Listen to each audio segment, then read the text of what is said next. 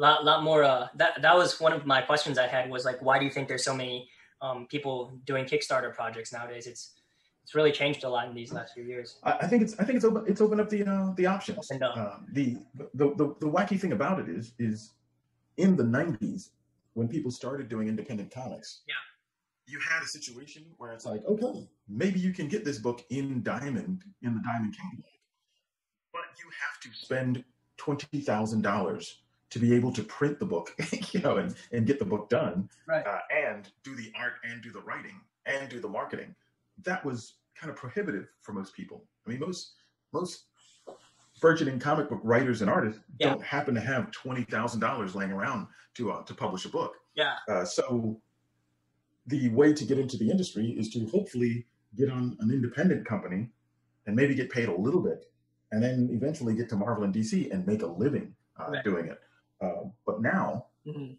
you can actually do if you're good with social media, you can do a Kickstarter book and have the fans actually finance the book. So it's much less of an exclusive industry. Now your average person, if you just like doing comics, Yeah. you can start doing a line webtoon tomorrow. Yeah. It's really not that big a deal. If you want to do a short story, it costs you nothing to get like a GoDaddy web space and just start producing your own little comic, and then using Facebook and Instagram to bring fans to that. So it's a lot easier to get in the industry. It's a little bit more work to make a living at it, but it's possible. Gotcha. Yeah, I mean that was one of the things I wanted to ask Doug before, but which was like breaking into the industry, right? And you brought it up, and it's something when I go to Comic-Con, I always talk with the artists and writers, like like I have some ideas, my own characters, and Yeah. I have an idea for a storyline for X-Men, right? And so like, how do I, break in, right? Because I'm nobody right now, Marvel. I can't just like reach out to Marvel and talk to them or anything. But I think like a lot of them say like, do your own indie book first and let them see your own talent first, and then you can get some recognition and get your foot in the door. Yeah, there's and we kind of touched on it a little bit earlier, but there's a couple of things that's going on. One, it would be awesome if you were great. If you were just absolutely fantastic. If you're just the most amazing artist that anyone's ever seen, or if you're the most amazing writer that anyone's ever seen. Mm-hmm. But another thing that would be awesome is if you can do the work, if you can produce the work, and that is a different thing altogether. In fact, given the choice, an editor would rather you be productive than great. If you're productive and good, that trumps great all the time.